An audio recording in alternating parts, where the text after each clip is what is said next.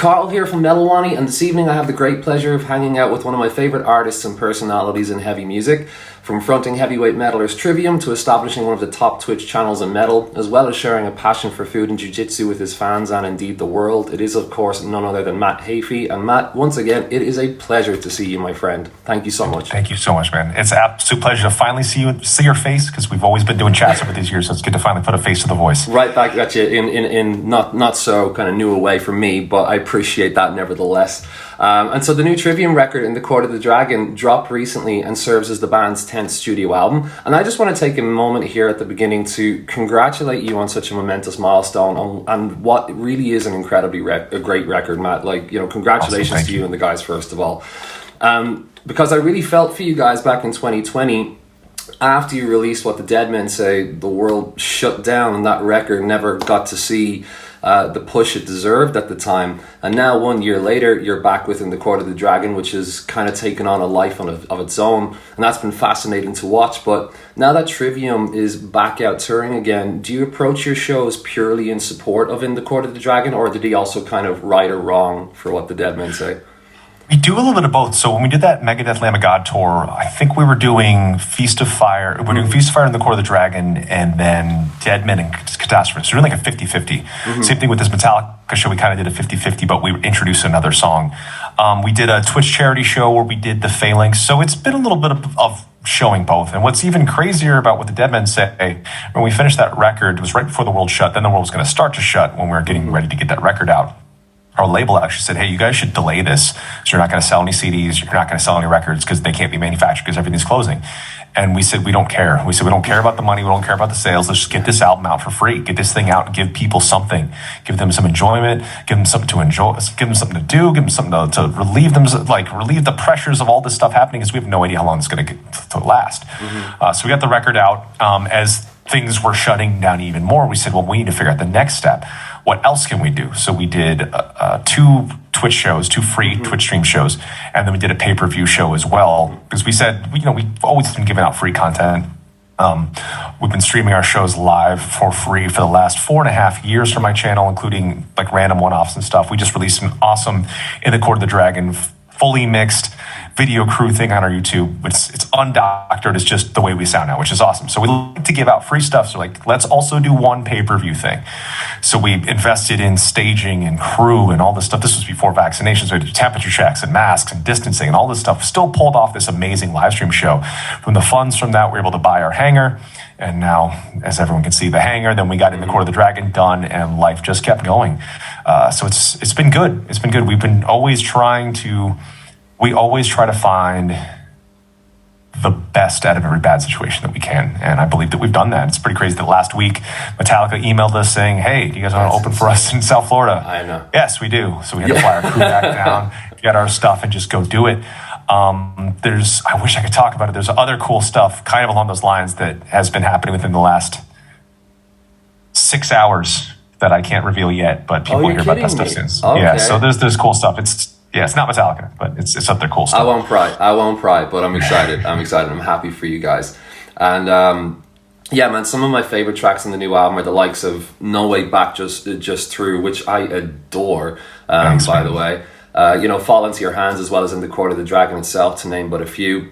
And when I listen to, you guys talk about the songwriting on this record, a lot of the times it seems to be that someone had brought in a part that was built upon, or multiple parts from different members that kind of came together to work harmoniously, which got me curious as to how much of the record in its final form was premeditated before you guys came together, and how much of it was born out of those moments where a single riff or part sparked the rest of the song right there and then.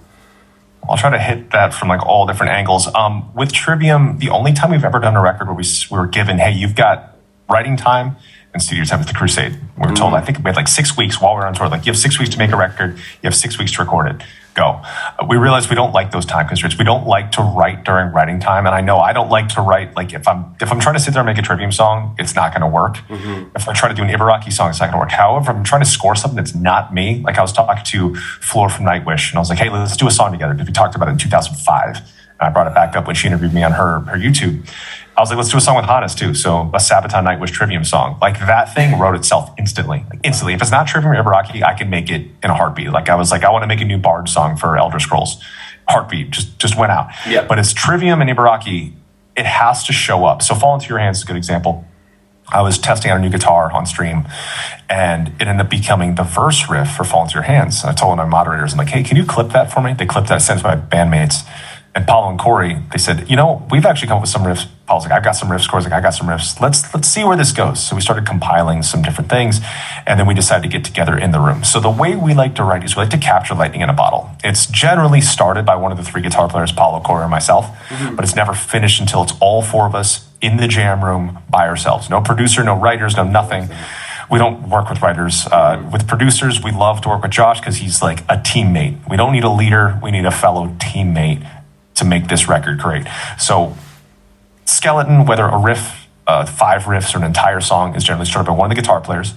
We teach the other ones all that together with all 4 of us in the room together. And the phrase I've been using on this album campaign is we organically improvise where the rest of the song should go.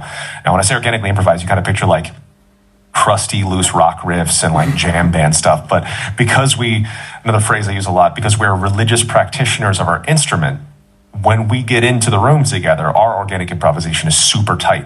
And because we all love what we do, we love metal, we love the genre we come from, we're students of the genre, we know what we're talking about from the genre, that when we improvise, we know where to go. We all speak the same musical language. Like with In the Court of the Dragon, I started playing the chorus line, it was tremolo, Alex starts playing a blast beat, that's perfect with it.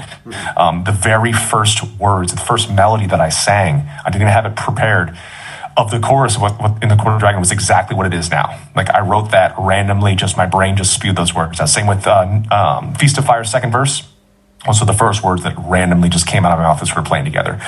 It's pretty crazy that happens. Shadow of the Abattoir as well. Paulo taught me the riffs. I started playing it, and the very first words I uttered out in that same pitch was "Snow covers every track." So it is that improvisational at times, but it ends up creating these pretty intensively thought out seeming songs. But what's crazy, and I don't want to take away from what anyone thinks of the record, it was so easy to write and it was so easy to record. These last 3 records only took us 2 weeks each to track. That's it. Wow. Because we come in so prepared. It's just like, let's go. We're ready to go. I mean, people know me for streaming a lot, and the whole time, 75 to 90% of the time I'm streaming is me rehearsing Trivium material for Trivium fans. So I'm always in shape for Trivium. It's like if I have to make a record tomorrow or go on tour tomorrow, I'm ready to go. And the rest of the guys in my band are the exact same. So I believe that's why everything is so efficient with our band. And we're without a doubt the best live band we have ever been. Like if you watch that YouTube video, like that's the proof right there. That's undoctored. There's nothing to hide behind. There's no studio re-recordings. That's just the way we sound. And I'm very, very proud of that. Thank you for humoring me, because that was a beautiful answer. I sincerely appreciate that.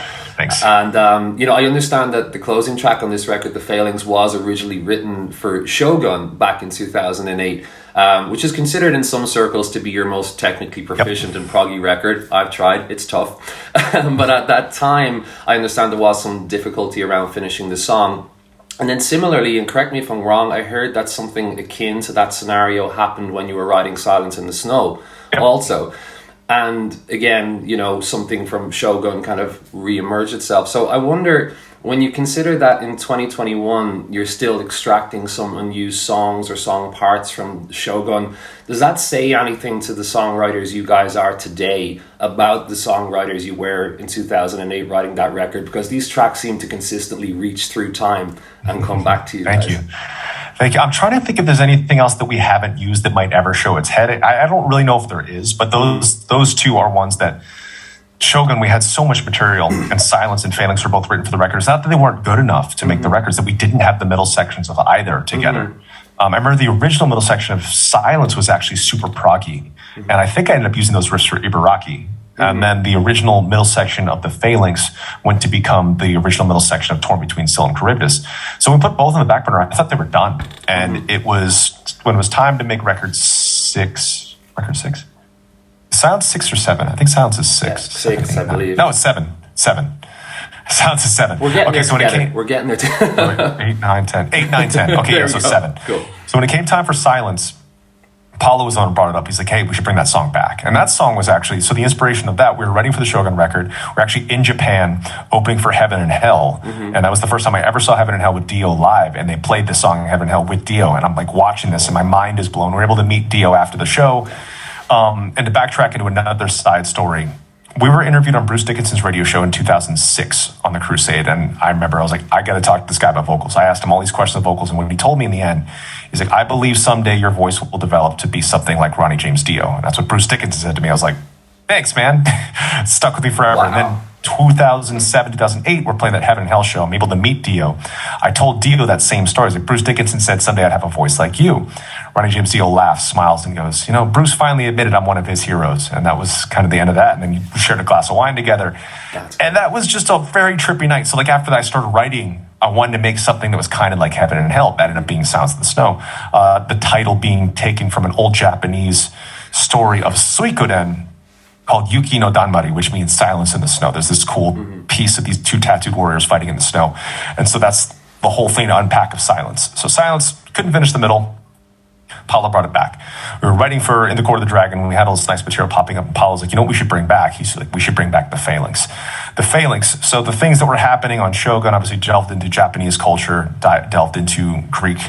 The Phalanx was a thing I got from Roman cultures. That's basically the Roman shield wall. In the Court of the Dragon, Into the Mouth of Hell We March was the title was inspired by 300. Phalanx also had some of that Roman stuff going on as well. Couldn't figure out how to finish the middle section, but then when we decided to bring this back, I played it up to the first chorus. We knew we loved Act 1 and 3. I finished the chorus. Corey starts immediately playing like that's the riff. He plays that riff, we learn it. Then I play the next riff down. Then Paulo plays the next riff. It was that easy. Like we just wrote it like that on the spot. Barely had to talk about it. Just in the room saying, "That's cool. Let's do that. It was that easy." Gorgeous. And thank you for going off on the side stories. I love side stories. So as many of them as you like, please bring it on. It's fun stuff. Right. And thank you so much for answering my questions there. But I'm someone who's a fan of your work overall as well. And one of the things you're doing at the moment that you've touched on that I'm really excited about is your black metal record with Ibaraki and stuff, which we will hopefully see around April next year, unless my research is mistaken. Brilliant. And for anyone who may be unaware, you've been writing this record for the better part of the last 11 or 12 years. And instead of working within the realm of more traditional black metal concepts like northern lore and northern mythology, lyrically you focus more on Japanese folklore. And having spoken to many black metal artists over the years, I've found that some feel deeply connected to that lore and those stories. And there's a resonance there where some just think Thor, Odin, the Norse way, which is kind of cool. So I was wondering for you, delving deep into Japanese folklore for this upcoming record, was it just fun to dive into and sing about, or was there anything about these stories you explored over this wealth of time that truly resonated? To take you back way to the beginning, so I was introduced to black metal by a guy named Richie Brown, who's still the frontman of an incredible local black metal band called Mindscar. I've known him since I was like 15, 16. He's still making incredible music. Their stuff is awesome. He's one of the best guitar players, songwriters I've ever known for extreme metal. But he introduced me to black metal, got me into the whole genre back when I had just got into melodic death metal, was in Trivium, was also in Mindscar at the same time. He made me a spike leather gauntlet I'd wear on stage. I'd be shirtless with like white camo pants. I was actually doing it before Sabaton and had corpse paint. So we would do that locally to like 5 people. Mindscar kept going. I went with Trivium. He went with Mindscar. And I always loved black metal. I've always known a lot about it. I didn't know about I must have had my blinders on to more of the bad stuff that comes associated with some black metal. That's stuff that I started finding out more lately, but that's a whole side topic that we don't even need to go into right now. So it was right around in waves. I started deciding that I want to make a black metal record, but I should probably do it under an alias, because as I was an extreme metal kid in 15, 16 years old, I wouldn't have liked a band like Trivium. I was an elitist. I was like, if it doesn't sound like this, I was the guy pulling up to my high school with my windows down on my Ford Ranger blasting Crisian or Dimmu Borgir. And I didn't like stuff that had clean singing. So I understood that mentality as a kid, because I was a kid. So I was like, I'll do it under an alias. I'll just make this stuff. So I made this song. It's called Shava, and the idea of the band was going to be called Mrityu. I got that name from yoga, which means death and life. It's like the idea of like the cyclical relationship between life and death. So I made that song. I saw a kid wearing an Emperor shirt at a day off at 2112 in Flames' Burger and Beer restaurant.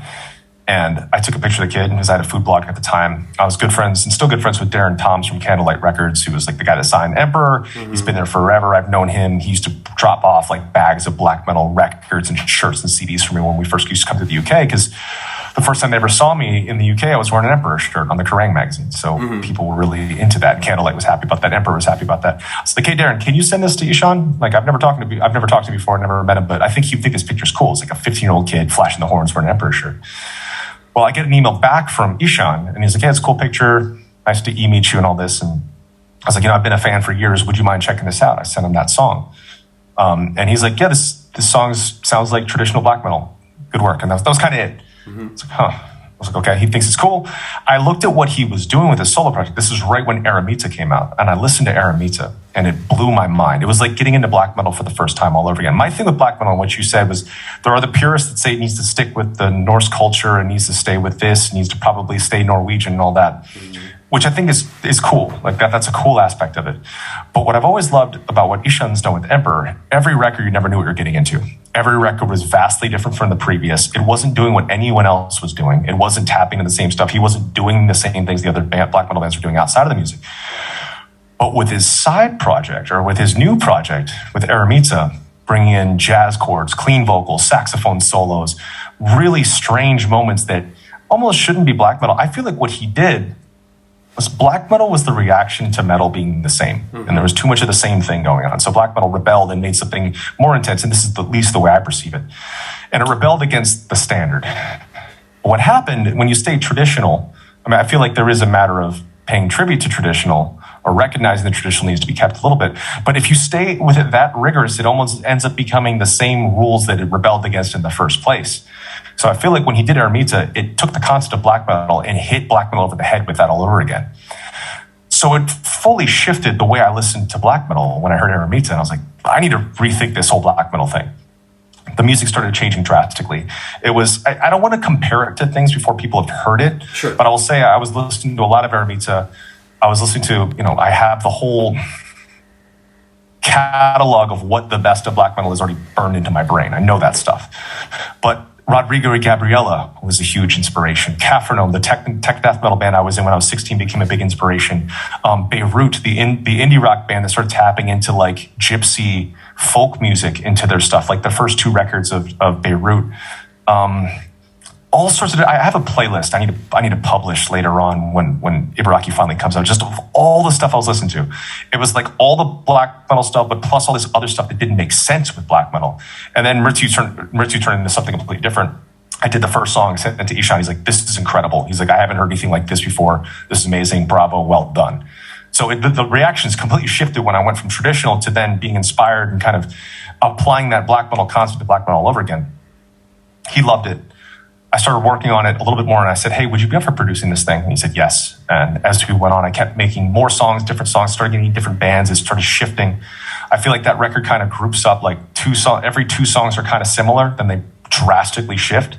Brilliant. One day he sends me, and I hope he might be correcting me on the paraphrase because it's been a long time. Sure. He's like, hey, I have these old riffs that I wrote around the time of Emperor. Do you want them? I was like, yes, I would like these old Emperor riffs. So he started these two songs, sent me the riffs with the tabs and the MP3s and everything. I started writing two songs around that. So he co-wrote two of the songs on the record. I kept branching from there. We finished it maybe 12 months ago, actually, the record. But 12 months before that, I still didn't have lyrics. I still didn't know what the hell I was talking about. I remember saying to Ishan, I was like, man, I wish I was Norwegian, wish I was Swedish so I can sing about Thor battling Jormungandr at Ragnarok. And he's like, Matt, tap into your Japanese culture. I was like, my mind exploded. I was like, oh yeah, I forgot. On my back, I have the Japanese storm god battling the eight-headed serpent of the sea. That's the story of Thor and Jormungandr, but the Japanese version. And the lyrics poured out of me. It was instant. Like I went from having almost no lyrics whatsoever, then everything just poured out. I had everything done. I was like, I'm going to change the band name. I'm change to Ibaraki because Ibaraki is the thing that inspired Trivium to be the mascot, but the story of Ibaraki is also on my arm. Paulo has the skull of Ibaraki on him. It's the nice Easter egg that ties in Trivium and Ibaraki. It was effortless. And then there we were. We had everything done. I got to work with John Paul Douglas again, the guy that did all the in-wave stuff. He's the one responsible for Trivium knowing what we're doing visually. That's thanks to John Paul. Trivium has cool visuals. We've always had like pretty cool visuals, but we didn't have everything figured out. But John Paul helped all that. So he did all the videos, did the art, had John Deeb do the band photography. But it is fully finished. I mean, I've already got the vinyl samples, so there's not going to be a vinyl delay with this. Sorry, that was a hell of a story that I just gave you. I talked a lot, but that's everything in a nutshell. Again, love the stories, and being Irish, being from Dublin, storytelling is just, you've been here, you get it, right? So yes. Yeah, bring it on, absolutely. That's what I'm thinking of doing. So I'm kind of torn. I'm like, do I want to do that for the next Ibaraki? Like, check out my Irish side for this kind of like post-black metal thing, or do I want to like go even more traditional and focus on Irish traditional stuff? Because I'm almost just as Irish as I am Japanese. Right. I've always been like, everyone always looked at me as like, all right, that's the guy that can put Japanese culture, but I can also do that for Irish culture. And I've never heard it approached in a metal way. You know what? That's not. I mean, I've heard it metal, but like it's more kind of like Pogue's descendant stuff. I love that. But what would it be like? This post-black metal thing. That is fascinating. There are a couple of black metal bands here now on Altar of Plagues. Altar of Plagues is incredible. I wish they were still making music. Tell me about it. But no one's quite done what you're talking about there, which I would love to see. And honestly, if you really want to tap into that and kind of get some background and stories, I'll set you up with my dad's email, because that guy, he can just go on. He knows. Yeah, please do. Yeah, I would love to go into like old stories of like Irish folklore, like monsters and beasts and stuff. Like that's always a good place to start. It just flows. I don't know how he's retained it all, and he has this almost ritualistic way of telling them over candlelight at night. God forbid it's during the day, but yeah, I'd be very happy to put that's you. Awesome. No problem. If you ever decide to go down that route, Yeah, that's awesome.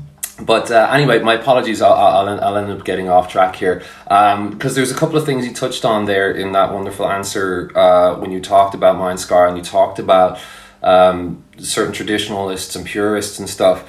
That kind of tie into my next question for you, which is a simple one in its purest form, but feel free to take it as deep as you would like, because one of the conversations I'm always fascinated to get an artist to take on is whether or not they're confident or concerned for the future of heavy metal. And the reason I mentioned this to you specifically is because you had said that, there are still bigger band names out there that should be setting up the next generation of metal bands coming up. And, whether that's offering them a tour or an opening slot or whatever, and that some should even kind of keep cultivating the scene they helped create, because they could really help save heavy music.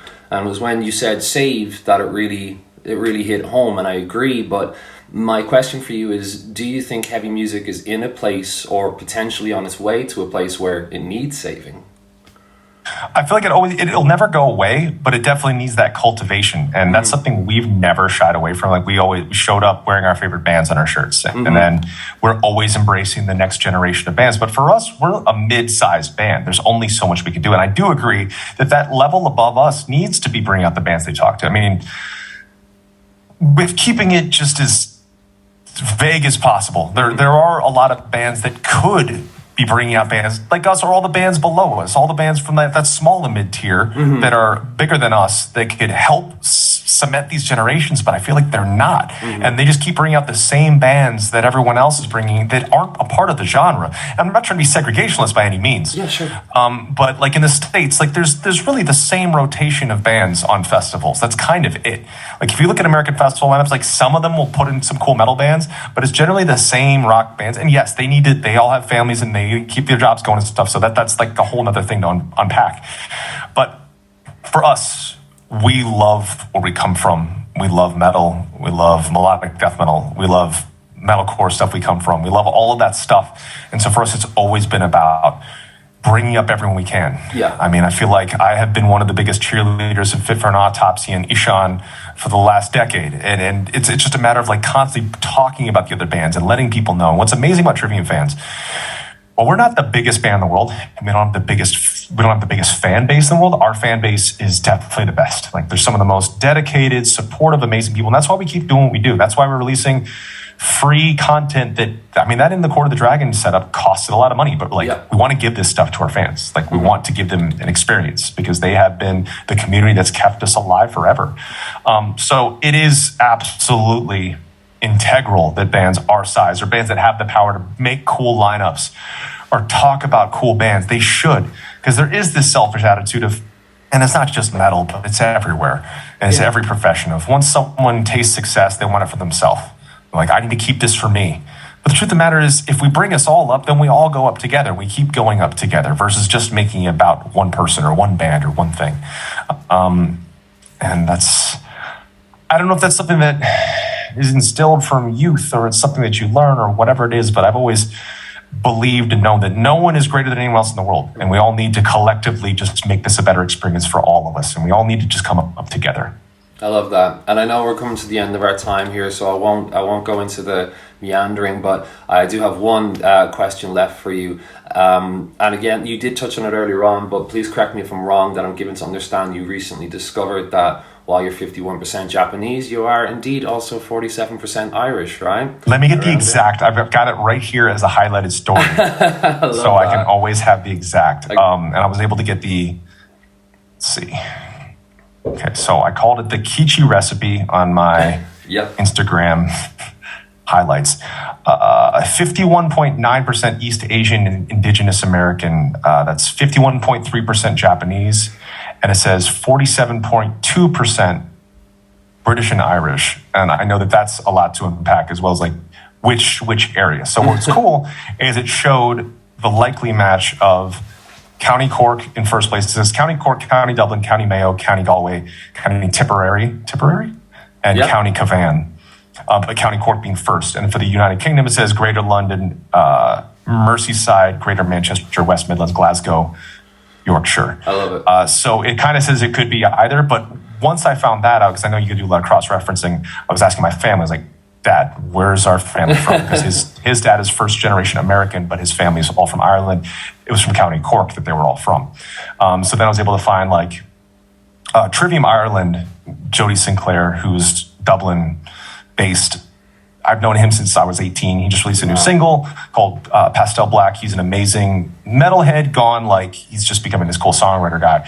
But he helped me find my ancient arms of the coat of arms of the family. Right, cool. And it's got the story of the surname of Heafy. And it's got the whole story of like that area. But it says County Cork, Conte Chorkai. Right. So I need to verify more, but I believe because my last name is Irish that it's likely more from County Cork than it would be from Greater London. More than likely. But we need to find out. What I found really interesting to learn is that the first time you go somewhere, the first maybe 4 or 5 times you travel somewhere, you eat what you endearingly refer to as grandma style food or traditional food to get a better understanding of the culture. And as I said, I've seen you guys perform here in Dublin several times over the years, and I wonder, do you remember what grandma style food you ate to get a sense of the Irish culture, and did it succeed in doing so? Yes, and I did have to develop that term as I kept saying traditional.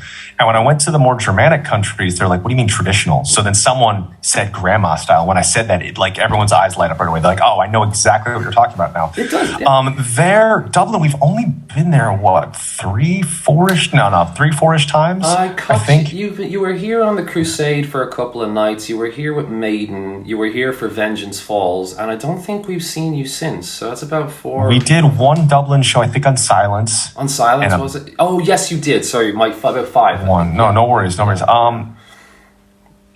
been to the Boxty places. Like, Boxty's awesome. Oh, right. Yeah. Cool.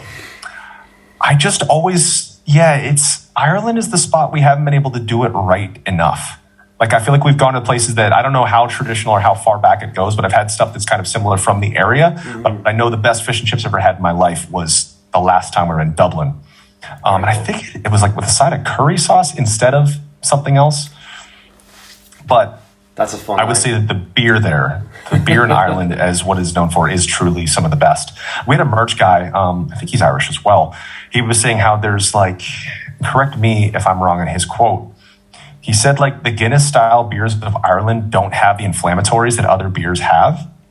And I don't know if that's correct or not. So he was drinking so much more of it. We're like, oh, cool, there's no inflammatories. Let's drink this as well. So we were definitely pounding that a little bit more. But for me, it's like, now I'm on the case of like, yeah, if I were to go to Ireland next month, I would eat at a traditional place one day and then a modern place, and then just jump back and forth. But the food scene is amazing there. I love the city. Like Dublin's always a city I've always said, like, I could definitely live here. It's just a beautiful place.